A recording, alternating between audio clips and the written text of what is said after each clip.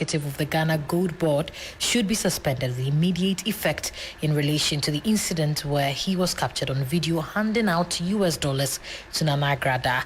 The Bank of Ghana also has filed a motion at the High Court in Accra asking the court to strike out a suit filed by a Ghanaian retiree who has dragged the bank and its immediate past governor, Dr. Ernest Addison, to court, citing gross negligence in the management of the Ghana city. Away from that, railway workers across Ghana on Monday declared an indefinite sit-down strike, grinding services under the Ghana Railway Company Limited to a halt over unpaid salaries and deteriorating working conditions. According to the workers led by the Railway Workers Union in Accra, the industrial action will begin on Tuesday, May 13, which is tomorrow. We'll definitely be keeping an eye on that and bring you the details. But let's bring you our last story, where the Ministry of Foreign Affairs has commenced a home and office passport delivery service for applicants in collaboration with Ghana Post and local courier firm Trustkit. The initiative, which forms part of the 6 new policy initiatives outlined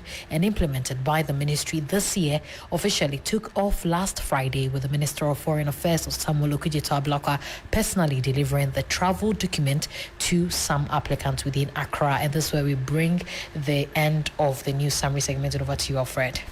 So far, thank you. It's more news on 3news.com. Make some time and visit 3news.com. This is Hot Edition. We're live on Kesmi 107.1 in Tamale and also on W 93.5 in Wa and beyond. Let's get into the stories right now. And this is one we've been following quite closely here across all media journal platforms. Acting Chief Executive Officer of the Ghana Gold Board, Sammy Gyamfi, has met with the Chief of Staff, Julius Deborah, following a summons from the presidency. The meeting was prompted by a viral video showing Sammy Gyamfi handing cash to controversial evangelist Patricia Isiama, popularly known as Nana Agradaa. Now, the video, which has sparked widespread reactions, captures Sammy Gyamfi giving an undisclosed amount of US dollars to the religious figure. Now, Presidential Affairs correspondent Kamala Kluche, who confirmed the meeting earlier, where the Chief of Staff said it happened behind closed doors. President Mahama is expected to be briefed upon his return from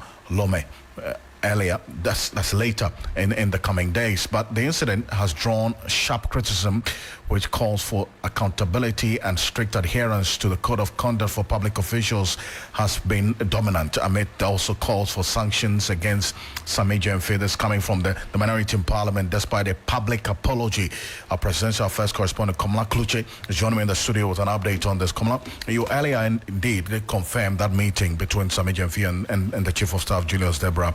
Now, what more have you gathered maybe went on in this meeting and the aftermath? Well, the status quo has not changed necessarily, but what we understand is that the president takes a very, very serious view of this event that started yesterday, which was Sunday, and it's been dominant in most of the discussions, both on social media and also on traditional media, to the extent that well-meaning people within CSOs and also the political side of the divide have also come out to make commentary on this, and is still a trending matter that the president deems some level of discussion, and many can equally quality query of the sort has gone on, and the Chief of Staff is demanding nothing else apart from answers. But it's also important to note that the gentleman, in appearing before the Chief of Staff, at least I have seen him, when he came to the presidency, he was in quite a pensive mood. He looked very remorseful. The remorse actually started yesterday when he had gone to the public with that apology, and also that apology was extended to the government as well, because ever since yesterday, the government has come under heavy criticism over that singular act. But then the Chief of Staff deemed it necessary.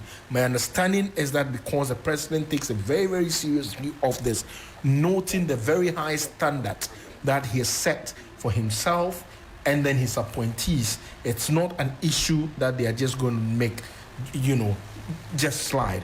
As to what the repercussions may be, we can only wait. But yes, of course, there is that indication that the presidency does not take this matter lightly at all. Even though, from the face of it, he is really not offended any law. He's actually also not necessarily offended any part of the code of ethics. If you look at it, if you want to go by it strictly in terms of conduct, the code only talks about receiving. He has not received any money, but then it's still part of how he needed to have conducted himself. And so it's also for that reason why they think that irrespective of the generosity, so to speak, that he probably displayed, the indiscretion nonetheless came to play. The very reason why the presidency, through the chief of staff, thinks that Sammy Gyamfi has got some questions to answer in there. Absolutely. Yeah. And it's some very important detail that you gave them. And because you were there and you saw the disposition and countenance of the gentleman we're talking about at the presidency, Sammy Gyamfi, what would you say? I mean, who did you come in company with? Was he there alone? And would you describe, based on your own observation, the engagement as one that was cordial, based on the signals that you picked up at that meeting earlier today? He walked to the chief of staff's office alone because he was invited alone. Of course, he came and unpacked his vehicle and then moved straight from the car park and went straight to the chief of staff's office. And that meeting was not in the full glare of the media, even though myself, I was there to source information and source news as well, but this is not something that was in the full glare of the media. It was behind closed door. And even as we speak now, no further detail is being put out yet by the chief of staff's office yet, or even the handlers of the president, except to say that yes, of course, there was that remorse from him, and also the promptness with which he took the call from the chief of staff. And one thing people must note is that if you've been summoned by the chief of staff, it's no mean a joke. It means that the government of the issue, be it the development of the country, a specific task, or maybe a disciplinary issue, it's a very, very serious call. And for that matter, him appearing, irrespective of what good things he may have done in the past, and also even regarding the gesture he gave, it is relevant to the fact that there's some amount of reprimand that is ongoing. The more reason why appearing before the chief of staff alone is a big deal. And so we can only wait probably in the coming hours or days or so to see. But yes, of course, he's got the questions that he's been asked. Some responses were given immediately. We understand. And then we are only yet to get to know whether those responses have been satisfactory to the chief of staff, and also what next line of action the chief of staff is going to take. Whatever the repercussions may be, we are not aware yet, but definitely we do understand that some amount of communication from the office of the president or the chief of staff would come to the public, because yes, of course, the presidency wants some level of transparency. It's not a matter they are going to sweep under the carpet. The assurance from our sources is that, yes, of course, because of the level of interest in the matter, and also the high standards that the president has set, this is an issue that the president will come back, or the chief of staff will come back to the public with. It's a very important point. And talk about the high standards. This is where I bring in Martin Pebo, who's a private legal practitioner. There's also an anti-corruption crusader joining us on the telephone right now. Counsel, good evening. Thank you for joining us. Yes, good evening, Mr. Country. And looking at how the issues have played out, right from Saturday when this video surfaced and it's gone viral since, Sammy Gyamfi's apology and the aftermath, and then also this morning the summons by the chief of staff, and as our presidential affairs correspondent has clearly indicated the seriousness that government, the entire government machinery, as a matter of fact, the presidency, is attaching to tackling this matter. How does all of this strike you? Well, so it tells you that our governance and issues of accountability have been raised at least a notch higher.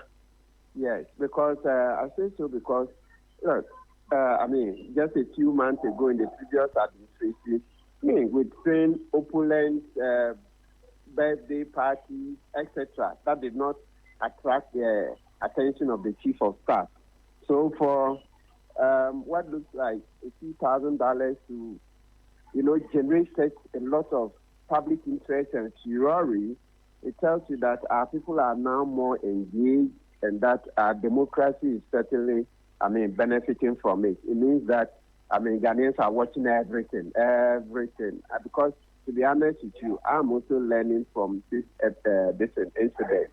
I'm also learning from it because ordinarily, if people hadn't reacted like this, I would have said, oh, this is normal, especially knowing that I'd heard a few things about Sammy Gyamfi, that he had been doing private business and he's taken to giving. He likes to give people the underprivileged, etc.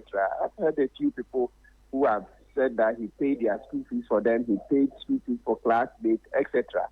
So because of that background, I didn't, take it serious. But from the public reactions, I've learned a lot, meaning that for Ghanaians, this will not be accepted. Even if you have your private money, Ghanaians would not allow you to show such, what do you call it, opulence in public. That's the whole thing. So it means that don't be caught. Yes, you can give a lot of money in private, but once it's on the camera, it means that Ghanaians are saying no, they would not allow it. And as I said, democracy is crowd, this is wisdom. So once the majority of the people are uncomfortable and are upset, it tells you that we should learn something from it. Because I ask myself, so what's the difference? The difference is that it's on camera, but in private, you can give 10 times, 1,000 times that. It's not a problem. But the moment it is seen on camera, and especially it is US dollars, then it means that it's a problem. So I'm also learning from it because this is something that can happen to anybody. So we are all learning, actually.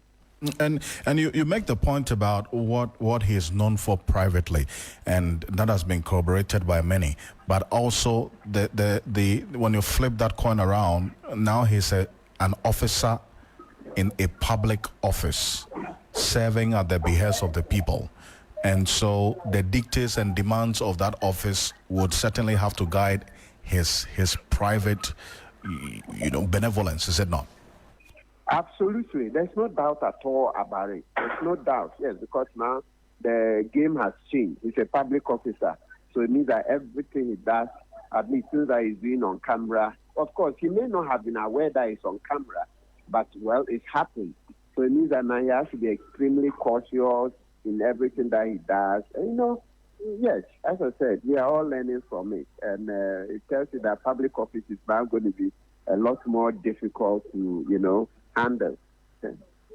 But there's been proposals that government must restrict public gift giving by political appointees to strengthen the fight against corruption, because just for the optics as well in the fight against corruption, this certainly cannot be a good one, isn't it?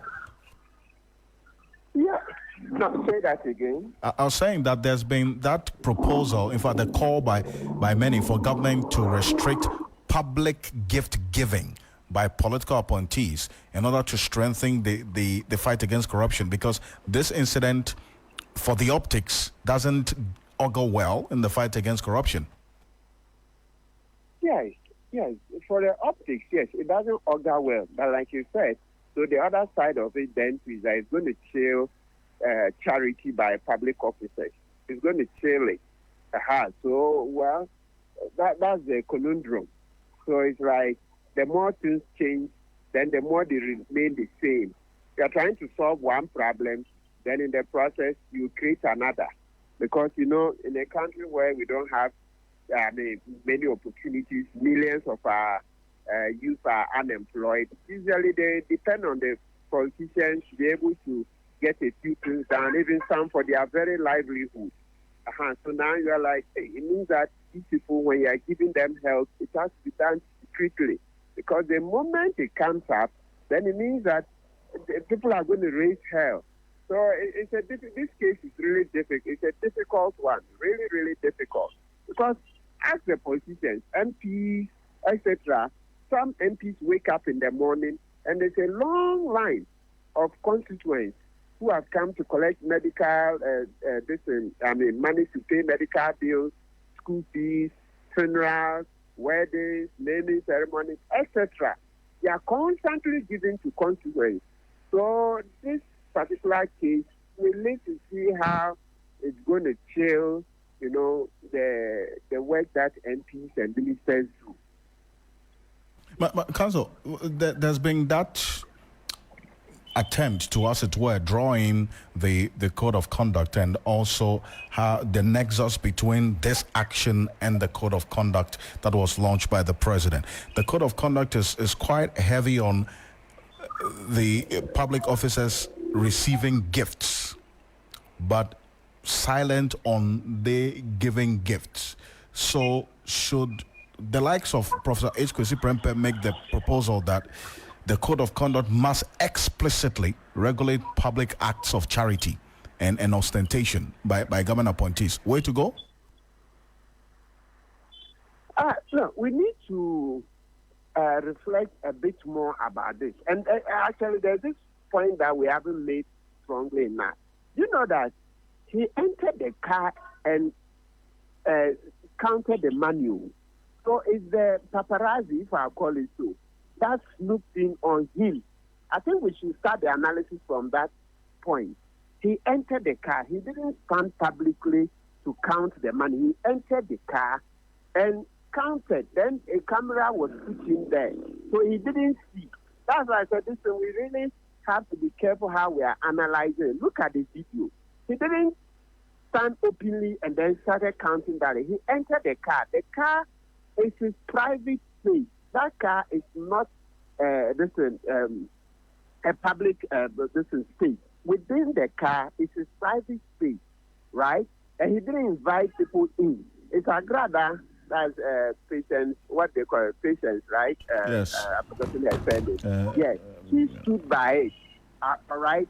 So this matter is really complex. It's complex because, as I've mentioned, look, millions of our people are unemployed. So this if we are not careful, really, let's reflect a lot more. So as I've already said, yes, what this case is teaching us is that a lot of these things should be done in private. Yes. So that much is clear. That much is clear. But let's not make the mistake that and to think that this one he was doing it publicly. He was doing it in private and he got caught. So in the same way, and don't think that this will be the last. Next time you see that an MP is giving money in his house to constituents, it will leak. As for matters like this leaking, this will not be the first and this will not be the last. They will always leak. They will always leak, right? And rightly so. I mean, and you look at the reverse as well, because, I mean, every law in its sense that checks corruption or indiscipline, it only kicks in when you are seen or caught or recorded. I mean, if that's not seen or recorded, that goes unnoticed and unpunished. That's what happens, isn't it? Yes, absolutely. So that's why they say that shall not be caught. That shall not be caught. This matter, you see, the other side too that we cannot run away from is analyzing it. You see that the MPP was badly humiliated in the last election. So any small matter they see, it's in their interest to blow it up. And sometimes even out of proportion. Very eager to equalize. Yes, there's also that huge element we cannot run away from. So that they listen, then it should become a public scandal. Some have even tried to draw parallels between this one and yes, and that of Cecilia Adapa. I'm sure you've heard that. How can you compare this one to Cecilia Adapa's matter? Cecilia Adapa's matter, she was given two opportunities. She could explain the source of the money. 2 times she went to OSC, her stories didn't check out. Oh, it's a cosmetic business. 2 times named 2 cosmetic businesses. It turned out the businesses are not owned by her. The next time she said part of the money belonged to her deceased brother. Then the widow sought to sue her. So she came and changed that story. So comedy of errors. How can you compare that to this a few thousand dollars? It's really difficult. So a huge part of this case is an attempt to equalize for the other case. A huge part of this. Because as I mentioned, MPs pay fees, not only MPs, ministers. They are often in the business of paying fees, the other bills for constituents. So this case, let's be careful how we analyze it. If not, we are going to cause more problems than they even existed. So the cure should not be worse than the disease. The cure should not be worse than the disease. I can say, because now you're going to say that even when an MP is paying school fees, even when an MP is doing other things for constituents, they have to be careful that tomorrow somebody will go and say that, this is opulent.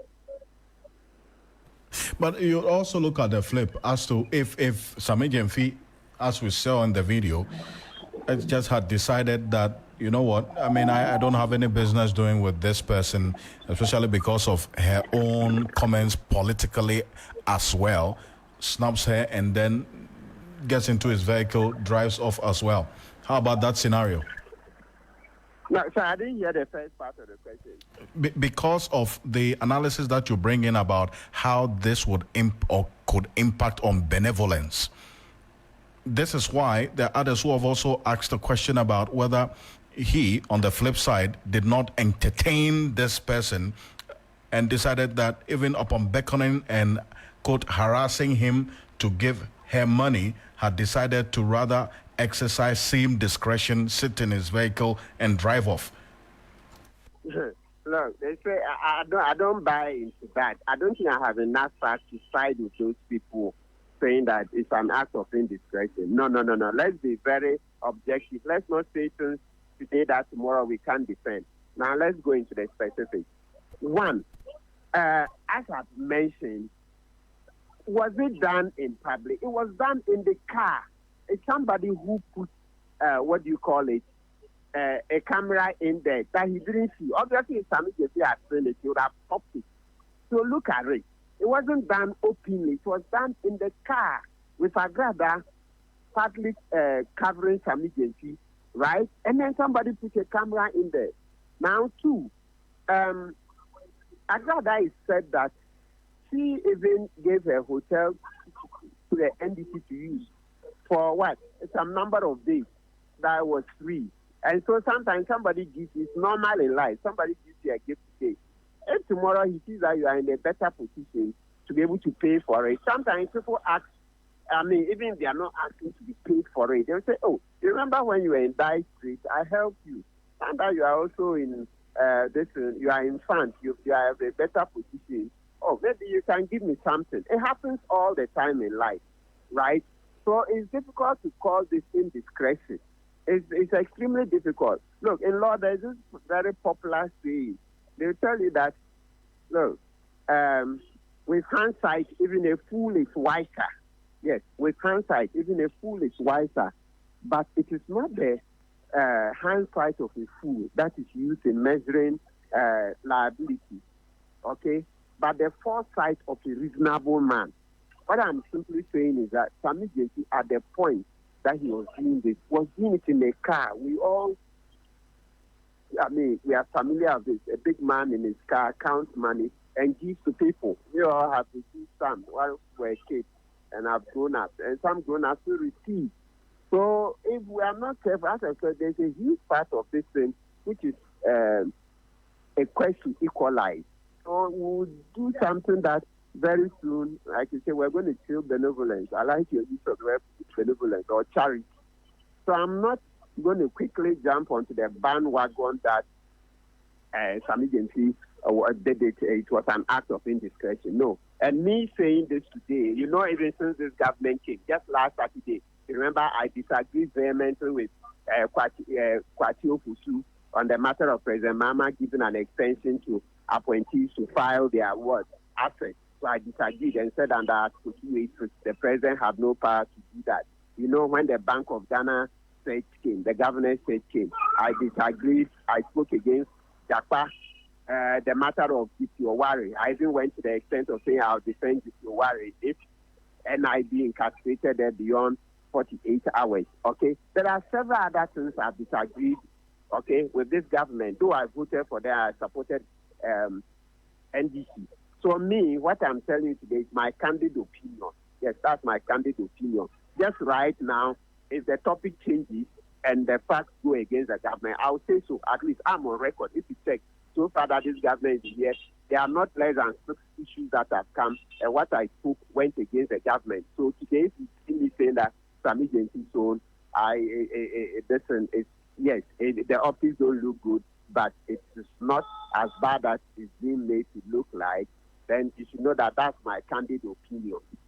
Yes, that I'm saying that this was being done in private and somebody put a camera to it. You don't see Sammy Gyamfi sanctioning the camera. You don't even see him reacting and saying, yes, I like it. He's enjoying the camera and all that. So please, this thing was being done in private and then it leaked. And so we should be careful. Things will always leak. Even Kandapa as minister, national security minister, didn't a conversation between him and a young lady leak? Didn't he leak? Kandapa as a minister, security minister, the young lady smiled, she do this for me. So let's be careful. Look, I think those doing it for political ends, they should be patient. Look, they should be patient. If the what do you call it, genuine issues come, yes, we will talk in a manner that goes in their favor, but they shouldn't force issues, things that should not, be raised beyond a certain level, should not be raised, because then otherwise you will not get organic opposition. It's like we are forcing the opposition, artificial opposition. No, I'll do it organically. If the thing looks genuine, I will oppose it. But where it is being forced, if I had seen $200,000, even though 200 is too much, if I had seen, there be anything about $20,000, etc., then we'll be asking a lot of questions, right?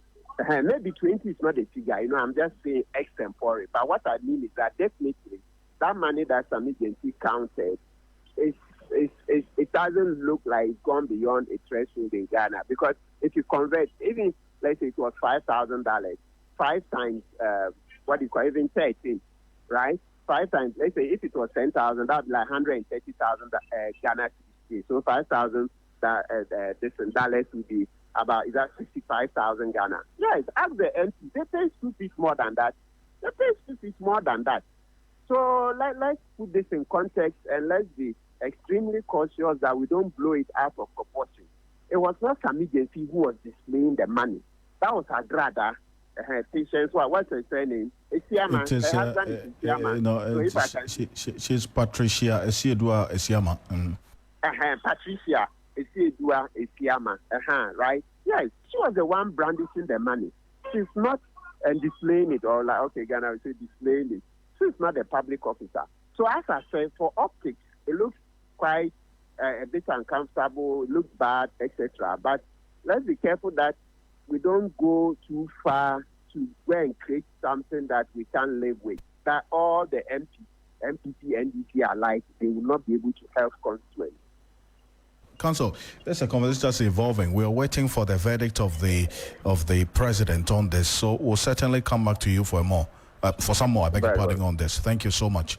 And let's stay a bit further on this, Komla. And Dr. Jonathan Asanchochri is a political analyst, senior lecturer at the University of Cape Coast Political Science Department. Good evening. Thank you for joining us here on Hot Edition.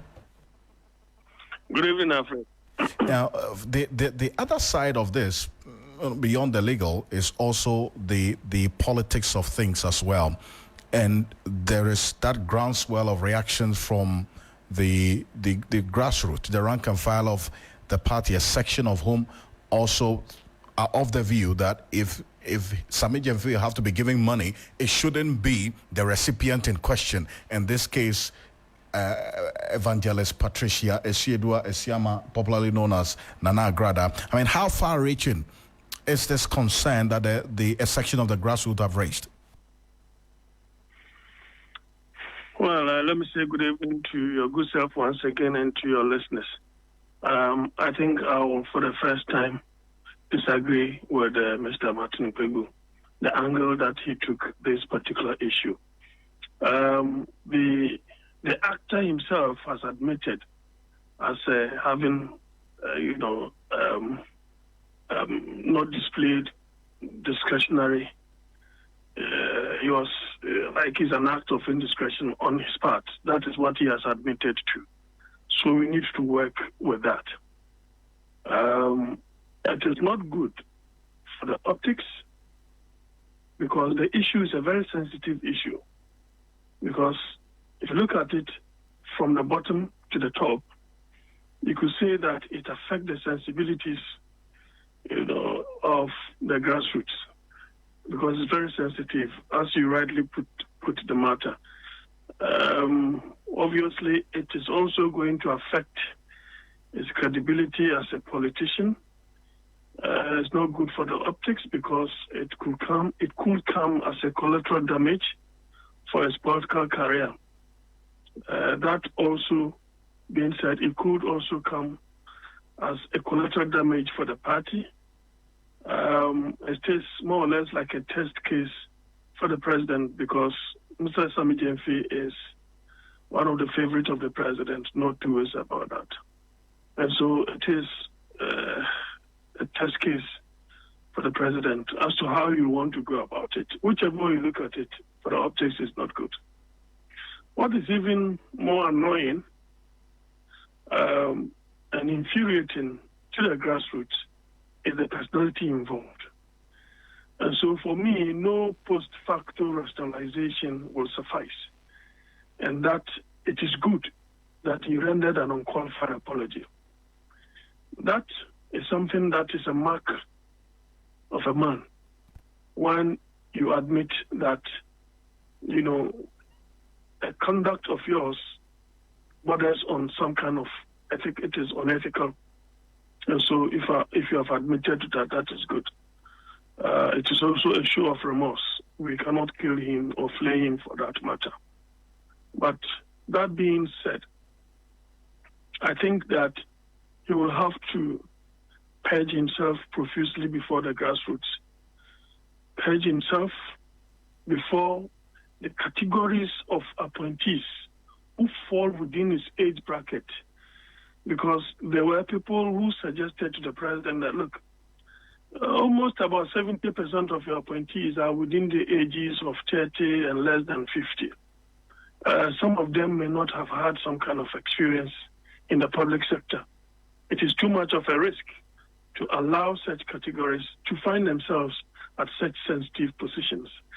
And so that in itself comes as a test to the president. Apart from that, the oldies, those who have seen it all, it also brings them into the picture. Like, they may end up blaming the president for bringing them too early on board. But, of course, they must equally grow and gain some kind of experience. And so this, indeed, it is not a matter of somebody going to steal some money or whatnot. There are so many angles to it. The question others are also asking is, you never did that in opposition, and you're doing that in government. Is it a case that you find yourself, occupying a certain position? That is the more reason why you have the wherewithal, certainly. It may not be, it could be speculation. It may not be a truism. It could be a falsity. But you see, in politics, it is more optical and it is more perceptional than reality.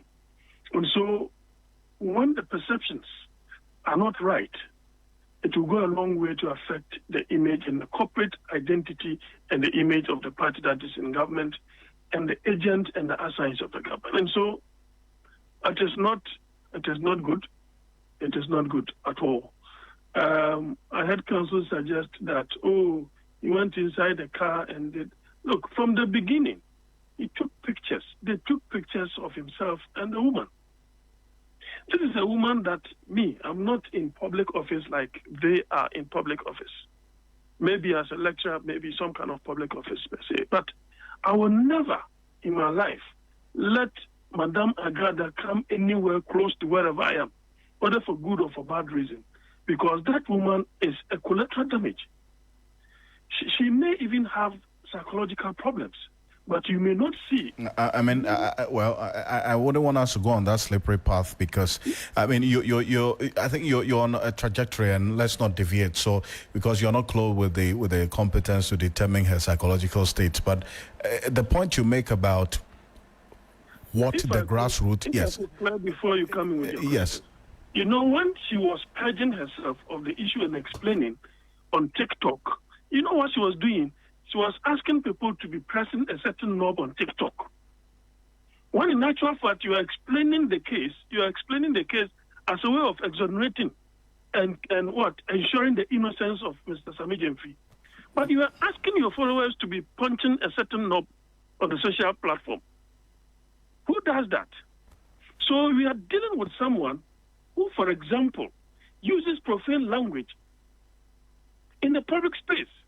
How would you have any kind of association with her? So these are all part of the indiscretion we are talking about. And he admits so clearly, because you see, it affects the sensibilities of the grassroots.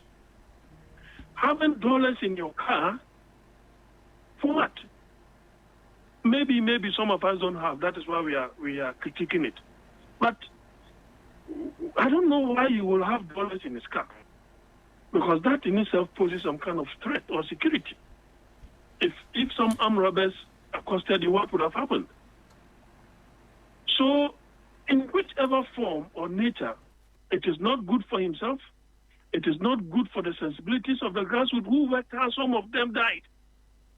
Some of them policed the ballot box. We all saw how they delayed in the collation, which was more of a strategy than just merely accidental. And people stood on their ground to ensure that the NDC had victory. And you see, Alfred, Mr. Sammy Gyamfi has set a high standard for himself in the public space. Look at the way he's dealt with the MPP over the period. And so he's somebody, and unfortunately for him, is occupying a sensitive position now, which, if the government or the presidency is not careful, they could suffer some kind of collateral damage, especially in terms of remedial measures or punitive measures that he may want to put in place. And so, having set such a high standard, he ought not to have been found, in this particular scene. It's just unfortunate, because the guy is a smart guy. He's very intelligent. I don't know whether he was hypnotized into falling into this. Well, should he have shunned her and refused to take a picture with her as she was requesting? I mean, because you talk about the optics of things as well. I mean, what would have been the implication of he deciding not to take a picture as he was being asked to by Agradaa, as we see in the picture, in the video? Because she in her defense, she said she's never met him, she's never done A, B, C, and D, and you happily want to have a picture with her. It is all part of the indiscretion. I wouldn't accept that. I wouldn't allow that, because the woman is a collateral damage in political field. Here is the case: we are told that she virtually abused the current president. So, whether in the name of wanting people to come into the fold of the NDC, for which reason you allow something of that sort, I just don't know. Dr. Jonathan Asanchoz, appreciate your time on this matter, and I do thank you as always for sharing your thoughts, views, and opinions on this. And a number of you have been sharing your thoughts at 3FM927 on Facebook and also on X and on YouTube. We'll read out to you and to the rest of the world. Finance Minister Dr. Cassiel Ato Forson has tasked the newly inaugurated committee tasked to develop a roadmap for the construction of a new gas processing plant. 4 weeks to complete their work. The 15-member committee was inaugurated jointly with the Energy Ministry with the aim of finding solutions to the country's perennial energy challenges associated with the lack of fuel to power thermal plants. Speaking at the inauguration, Energy Minister Dr. John Jenapo revealed the plant will, among many things, shore up current gas deficit in the power sector while creating jobs.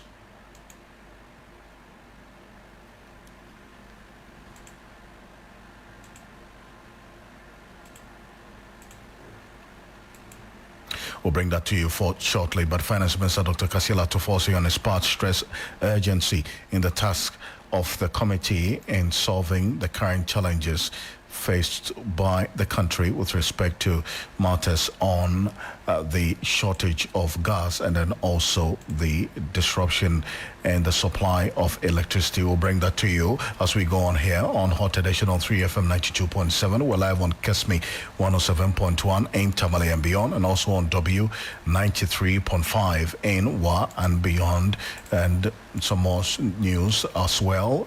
We'll go for this quick break. When we're back, there'll be business with Bismarck Iwusa. Stay with us.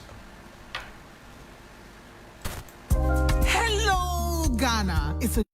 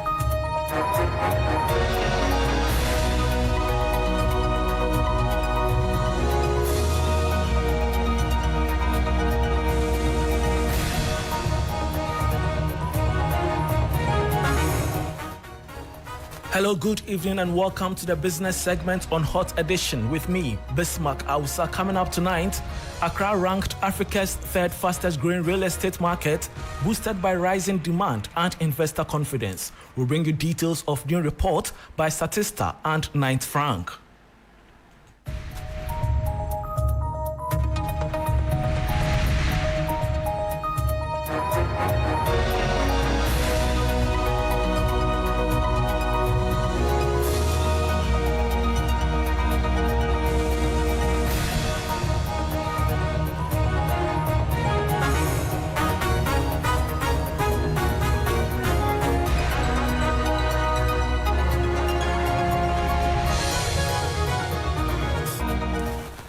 Thanks for your company. Now to the detail. Accra has been ranked as the third fastest growing real estate market in Africa, trailing by Nairobi and Lagos, according to a new report by Statista and Knight Frank. The surge is driven by economic stability, a growing middle class, and increased demand for both luxury and affordable housing. The following 3 Business News Desk report has the details.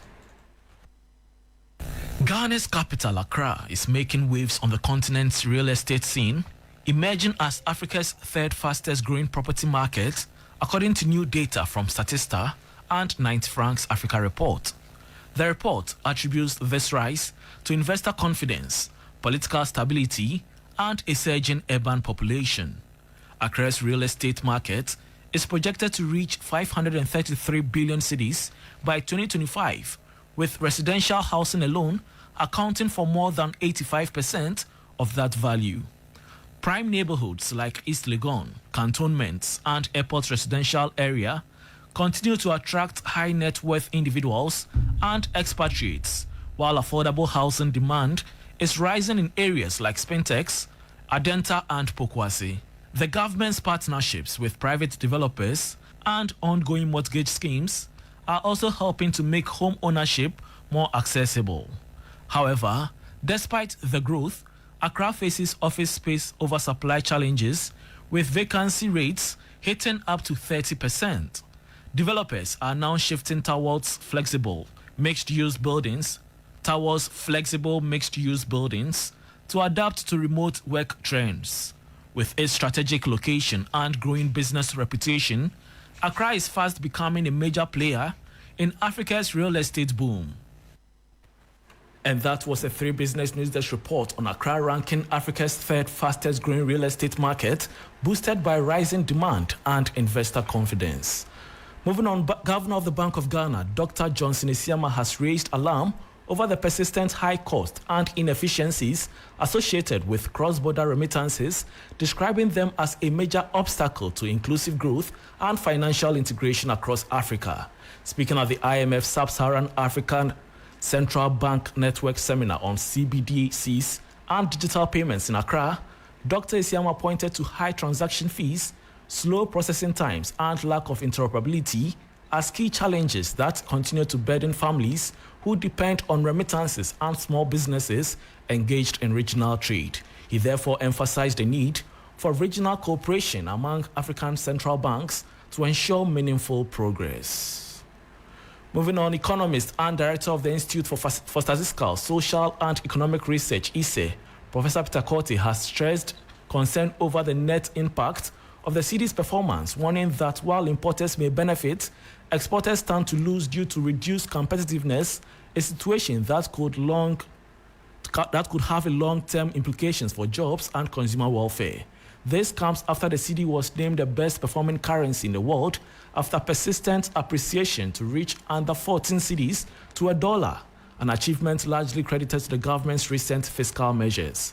Speaking to 3 Business, Professor Peter Korte urged government to adopt a balanced approach to ensure stability rather than an over-appreciation of the local currency in order to protect investors. And then reduce the price. But when there is competition, new goods being sold at a cheaper price compared to the old one at a higher price, we see some movement. Once there is competition, there is demand and supply, we see some movement towards a reduction in the price of these goods. But let's also not forget, we are looking at consumers. Let's also not forget that exporters, when they say appreciates, our goods become expensive internationally, and therefore we are not able to sell as much as we could. So the appreciation also hurts exporters of our goods. So we have to look at the net effect. Consumers will gain, but exporters will be hurt when there is appreciation in the currency.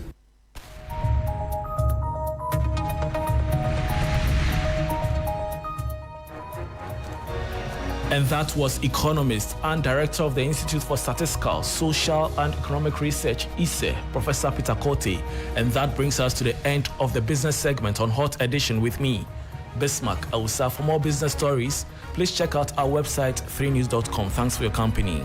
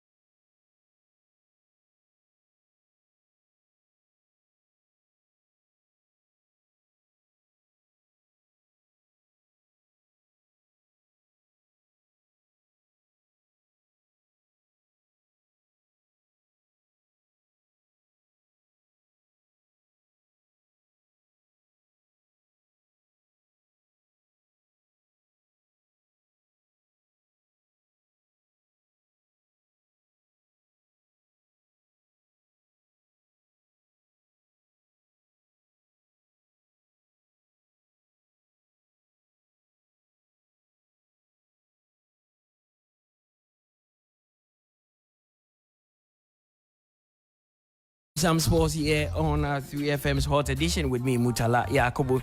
Now, the Black Satellite of Ghana are currently locked in the 2-2 draw with Egypt in the Under-20 World Cup. Currently, it is penalty shootout, and Ghana has scored one, with Egypt also converting one. Moving on.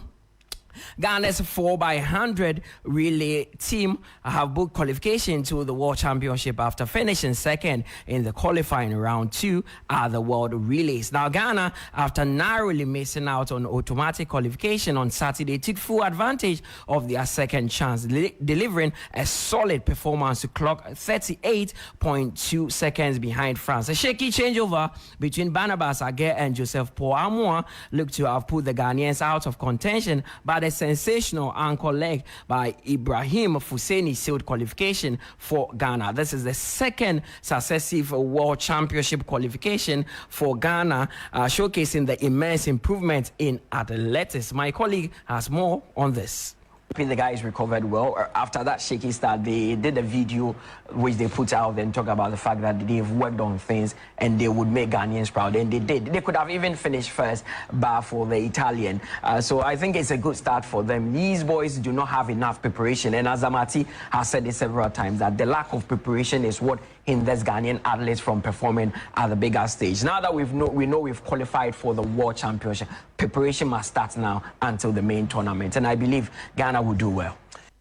Now let's move on to some football, where Asante Kotoko beat Brekum Chelsea 1-0 at Takwa on Saturday to advance to the finals of the MTN FA Cup. First for them in 8 years. Albert Amoah scored the all-important goal for the Porcupine Warriors in the 81st minute after creating a ton of chances. Kotoko are yet to win the FA Cup since beating Hartlepool 3-1 in 2017 and are now close to achieving a first-ever trophy in the competition.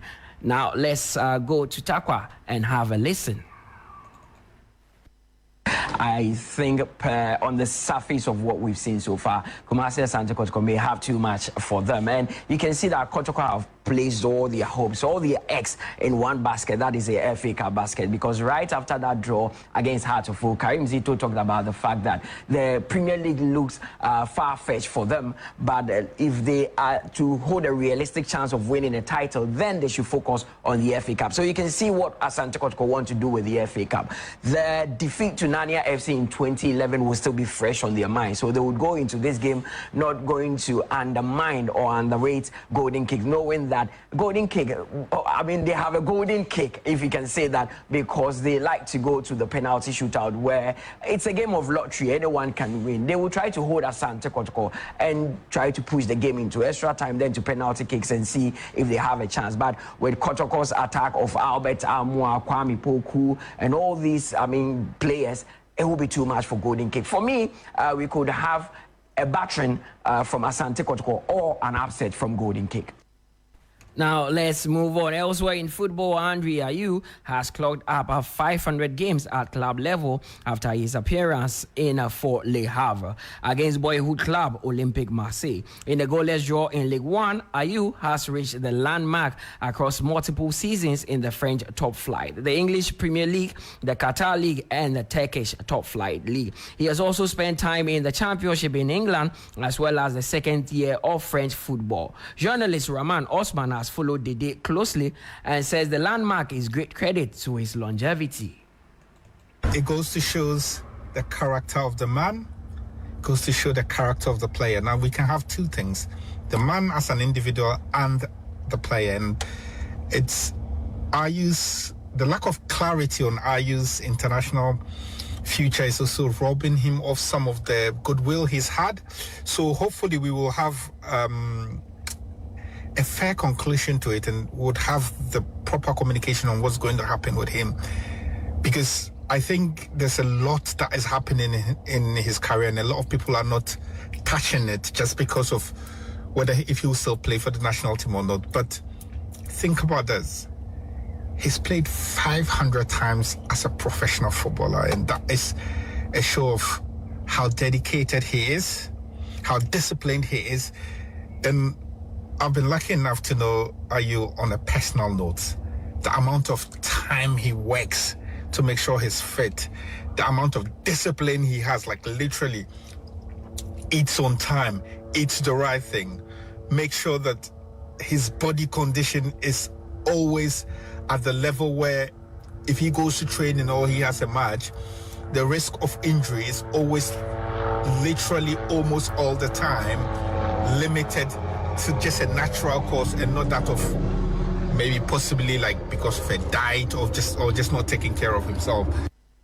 That is London-based Ghanaian journalist Rahman Osman. Now let's cross the borders and go to Spain, where Xabi Alonso will become the new Real Madrid head coach for the club World Cup, according to multiple sources. The Spaniard will replace Carlo Ancelotti, who is to take charge of Brazil national team from May 26th after finishing the season at Real Madrid. Alonso's imminent arrival comes after the news that current Real boss Ancelotti would become the head coach of Brazil. Spanish football expert Andres Argentina believes the Real decision to go for Xabi Alonso is a good one. Well, I think that the decision is correct. It's nice for the Real Madrid future because Xabi Alonso knows the spirit of Real Madrid. Remember that he was a very important midfielder in the past.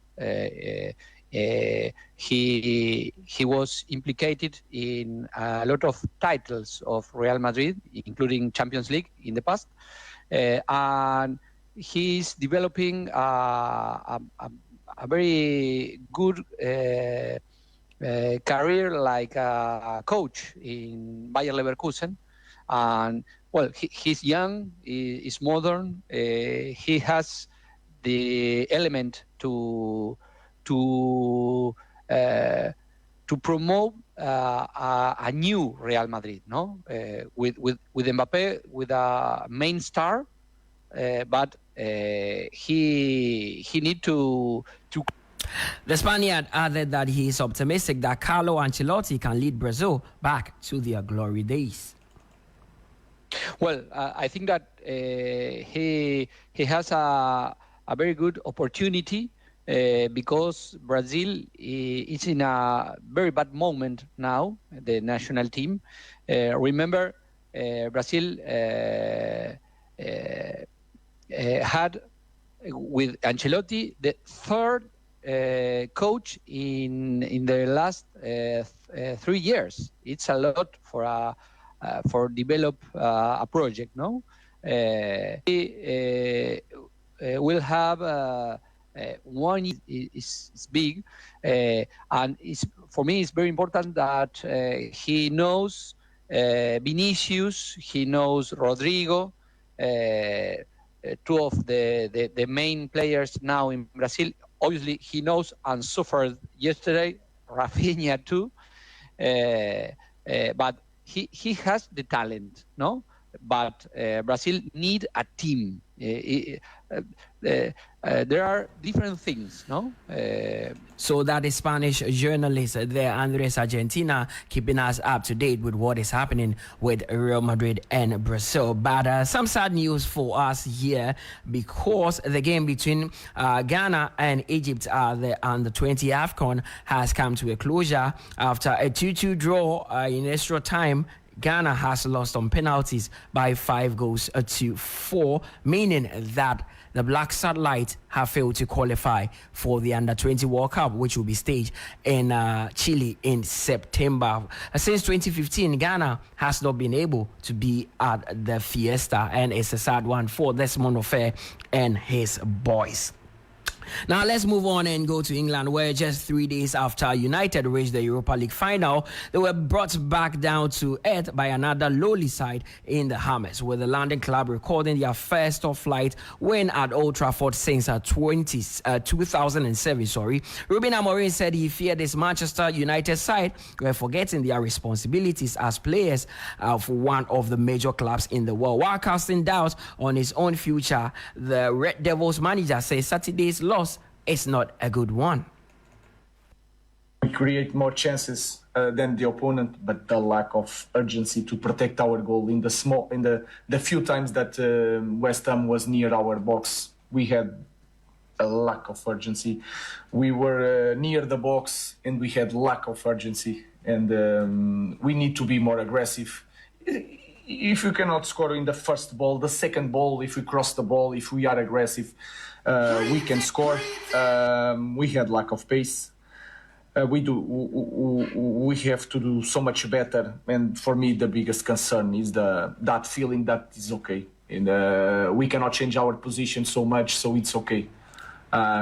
Ruben Amorim is the manager of Manchester United. In Merseyside, Arsenal fought back from 2 goals down to rescue a valuable 2-2 draw against Liverpool as the Gunners moved a step closer to qualifying for the Champions League on Sunday.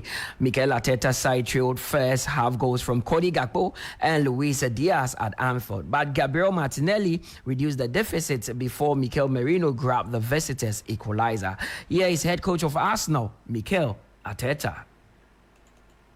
I think it makes it worse because, I mean, you miss half of the team again, and we've done it for 9 months. And you're going to still, after 2-0 at Anfield, that any other team would do what we play the way that we play, come back, maybe should have won it, and at the end maybe lose it again for something that was in our hands, for sure, and having to play for the 6th time in the season with 10 men. So if you want to really win it, the consistency level for 95 minutes, and I don't like to talk about the players that are not here and the excuses. So that is Arsenal manager Mikel Arteta, and that brings us to the end of the sports updates here on 3FM's Hot Edition. My name is Mutala Yakubu. There's more after this.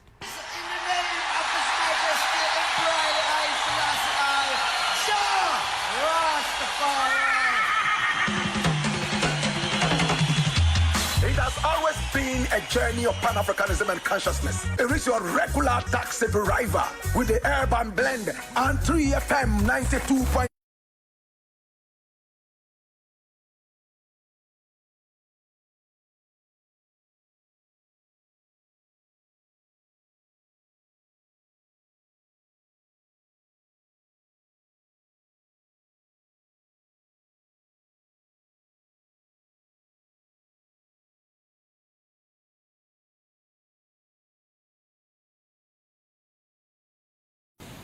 It's in the light of this that government is taking a bold decision that we construct our own second gas processing plant that can give us savings of close to $500 million every year.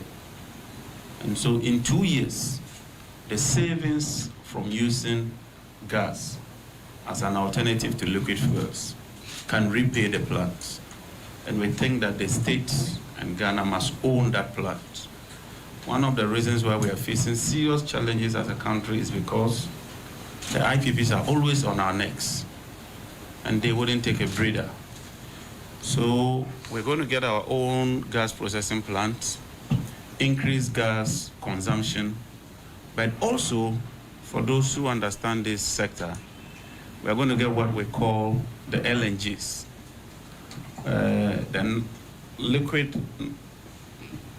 the NGLs, the natural gas. When you process the gas, apart from the lean gas, you get LPG. As joined up by the Finance Minister, Dr. Cassiel Ato Forson, on his part, stressed urgency in the task of the committee. But unfortunately, when we were leaving office in 2016, we had enough gas to be able to power the entire power plant, and even excess. But nothing has been done since we left, only for us to return to see a major shortfall in terms of gas supply to power our gas processing plants, our thermal plants. Today, after our exercise, it came to us as a shock that Ghana requires at least $1.1 billion annually to buy light crude oils, heavy fuel oils, and others, diesel fuel oils, to be able to power our thermal plants. Yet, the consumer is not paying for this kind of fuel. And it means that the Ministry of Finance will have to look for money to fund this amount. And the shortfall is quite a lot. $1.1 billion at today's exchange rate. You are talking about 15 billion. 15 billion cedis. This 15 billion cedis is about 3.5 times the goods and services we use to run the entire government machinery. 3.5 times. And so the problem as we see is far bigger than what the country can accommodate. This simply means that we have to fast track this gas processing plant too. And you are right. 2 years of savings will be enough to repay this gas processing plant. And I'm surprised to hear that the previous administration, after so many years of talk, were unable to begin the process of acquiring a second gas processing plant. Honorable Minister, I want to also use this opportunity to urge the technical committee to expedite action and for us to quickly resolve the concerns that I've raised. We need to have a second gas processing plant as soon as possible. And I believe that the technical committee will be able to finish their work in time for us to commission a contractor or a business to be able to build a second gas processing plant. It is so important for our country, so important for our welfare, and so important for the economy to run. And so I want to use this opportunity to thank you for your leadership and to thank the committee members there that we are inaugurating them here, and also to urge them that please, enough of the bureaucracy. As Dr. Cassiel Ato Forson there. Now, stakeholders in the transportation industry are yet to conclude on whether recent appreciation of the cedi and the corresponding drop in fuel price could lead to cheaper fares, transport fares. Now, fuel prices have dropped 3 consecutive times this year, mainly due to declining crude oil prices and the relative stability of the Ghanaian cedi against the dollar. Now, despite this, the first pricing window for May 2025 saw a marginal increase in the price of some petroleum products. The Institute for Energy Security has projected that prices will fall marginally again during the second pricing window beginning this week. As of Monday, May 5, some oil marketing companies had adjusted their pump prices, with petrol now reduced from 13 cedis 40 pesos to 12 cedis 99 pesos, and then also diesel ranging between 13 cedis 99 pesos and 14 cedis 89 pesos respectively. Despite these significant reductions in oil prices, transport fares remain unchanged, with unions yet to make any official move towards lowering prices of transport fares. Now, commuters have been expressing their concern about this development. Take a listen. I believe that the government should come in and then maybe enforce that the price of transportation should come down. And even with certain areas, they even increase the fare, especially when the number of passengers are plenty and we are not getting car. They even increase it. They don't use even the normal fare. They don't use that one. So they have to consider the citizens, because we are suffering and we are under the government. So he has to help us. And as spare pass any near man on woman yet the Omonteso. I don't think I drive a some person better. For you, I walk on be. Okotadia Omonteso. It is a better driving, so I had a what so. Send here 2 your thief was now by Nashese. Will be answered the 10 near Masodia and will be a better so. As a lot of fair now is a draw of fornage. A drain me cardia and your cry. Fiaco barrier, a 6 cities. A drain me almost 10 cities, 15 cities. Into a higher until I was a draw from the penny furniture, no money a draw for the casa, no say fairness to my. I mean, there's a says I know your T4 and so. And no, ye can I hear. And saying a madam now a buff on Sana, man and conform Sana, fain soon. A driver for them soon, yet me tea fairness. A T4 so yet passes. O Montizo, the Montana Mutun. So what I see. Ntomba say to live so I say fu and baby I say a day. No mama.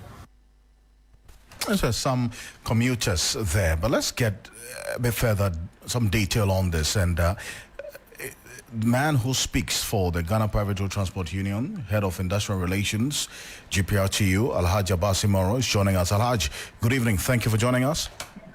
Yeah, good evening, Brother Ocansey. It's been a while. Indeed, it has been, but I do appreciate your thoughts this evening. So, are you ever going to reduce transport fares anytime soon?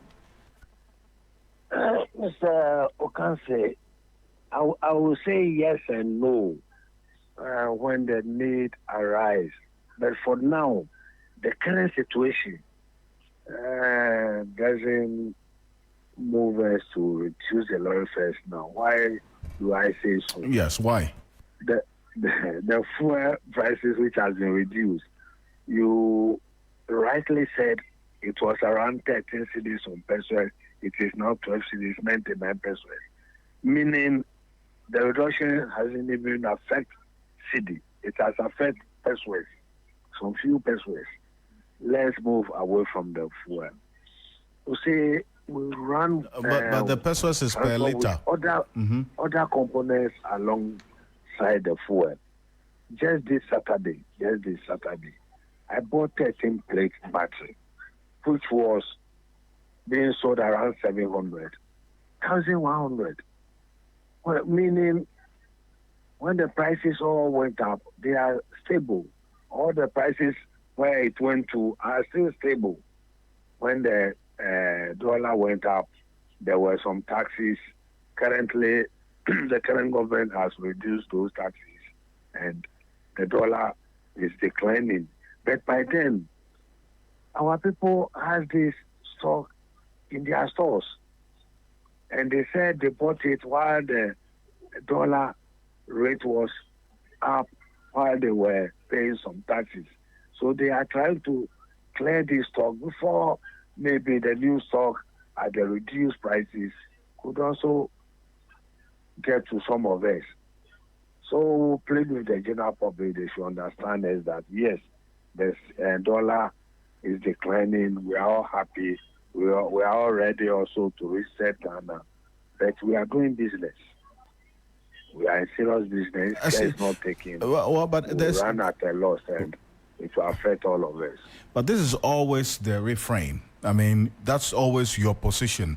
The sentiments of the commuting public is that whenever there's the need for you to consider reducing transport fares because of a major factor like the reduction in the prices of fuel, petrol, diesel at the pumps, you always come up with this other excuse or other explanation that... And nobody joins. You have no business doing. So they should exercise patience and let's wait, let's pray, and let's... Wait for how long? Wait for how long? And the patience for how long? If I say something, I might be telling lies. Then let's wait ahead and see the situation which will demand on the reduction. But currently, where we are now, nothing has been reduced. Almost all the components, even engine oil. Fuel has been reduced. Fuel has reduced. If you say nothing has reduced, that's not true. It is only fuel. Well, I'm just saying you just said nothing has reduced. That's what I'm saying. The reduction, yes. We don't run. You can say you know it. We don't run transport with only fuel. Yes, I agreed. Something small has been taken off, has been reduced, and we are yearning for more reduction. But by then, our situation in which we are now, we are pleading with the general public to bear with us. So, at what point would you consider a reduction? I mean, how low should the city, or how high should the city rise against the dollar? Or how low should the dollar fall for you to consider a reduction in the transport fares? You see, Mr. Ocansey, the public has confidence in GPRT because at times even some of our colleagues will call for fair increment. We will tell them, oh, no, they should wait. The system we've been using hasn't materialized. So I strongly believe the public has very strong faith in us. I wouldn't want to say something which, if the fuel price reduces and other components also rises up, what am I going to tell the public?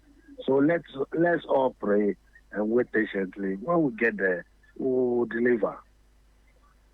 And maybe finally, before I let you go, say when we get there, How long will it take you to get there? Anytime soon? Time will tell. Zawudu. Time is on the side of the people who are listening to us right now. I was even thinking they will be worried about the social system which has been introduced in our business, or some of our people who charge normal in the morning, then they inflate the prices in the evening, which has been a problem for us. We are in the industry, but we are not happy with that. I was even thinking that would have been the problem of the general public, so that we all try to see how we will fight it together. But reduction on lorry fares, they should give us more time. Well, we'll wait to see. You say small time, maybe like the few days ahead of us. We'll come back to you again. If you haven't reduced the prices, we'll be very happy. We'll be very happy to work together. Alhaji Abbas Imoro, thank you for joining us. Thank you, Ocansey. He is the Director of Industrial Relations for the Ghana Private Road Transport Union, GPRTU. There. Now, the government, through the Ministry of Education, is yet also to present a new bill to Parliament for the establishment of the University of Agriculture and Life Sciences in Kintampo. Now, the new institution will, according to the information we have, serve the Bono region and support national agricultural development strategy of the government. Minister of Education, Haruna Idrisu, made the disclosure in Accra during the official inauguration of the Governing Council for the SD Dombo University. Is one of the institutions that formerly was referred to as the World Campus for the University for Development Studies. It has served and provided opportunity for many people and young people in and around modern Ghana to have access to higher education.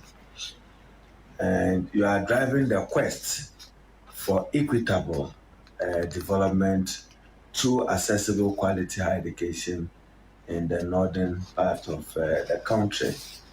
I trust that, Chairman, you bring your experience to bear in supporting the university to grow and to take its pride of place as one of Ghana's flagship institutions of higher learning. I'll be the first to concede that in terms of infrastructure, SD Dombo has not seen any significant support. If I even to say significant, we haven't seen any support by way of infrastructure. I'm happy to announce that this year, government through the GET Fund chairman will make available some seed money for SD Dombo University as part of government quest, President Mohammed's quest to support the institution to grow. I'm also aware that you have some outstanding ECG legacy debt. We'll try and work with the Ghana Tertiary Education Commission, I see Sanusi represented here, to offset the burden of that debt, your legacy debt. And then this year, I've requested that GET Fund will support you through GTEC and through the Ministry of Education to at least complete one of your GET Fund projects. As Education Minister Haruna Idrisu there, ending the news here on Hot Edition on 3FM 92.7, also on Kesmi 107.1 in Tamale, and on W 93.5 in Wa and beyond. And on behalf of the rest of the team, we do appreciate your company. Join me on TV3 at 10 p.m. for Ghana Tonight. We'll discuss matters arising in this Sammy Gyamfi saga, and also some accidents in the central and the eastern region, which we're monitoring quite closely. Unfortunately, some persons have been reported dead as a result of the accident in the central region. So we'll give you an update on that. But on behalf of the rest of the team, thank you for staying with us. I am Alfred Akrofi Ocansey. Have a great evening. The drive continues.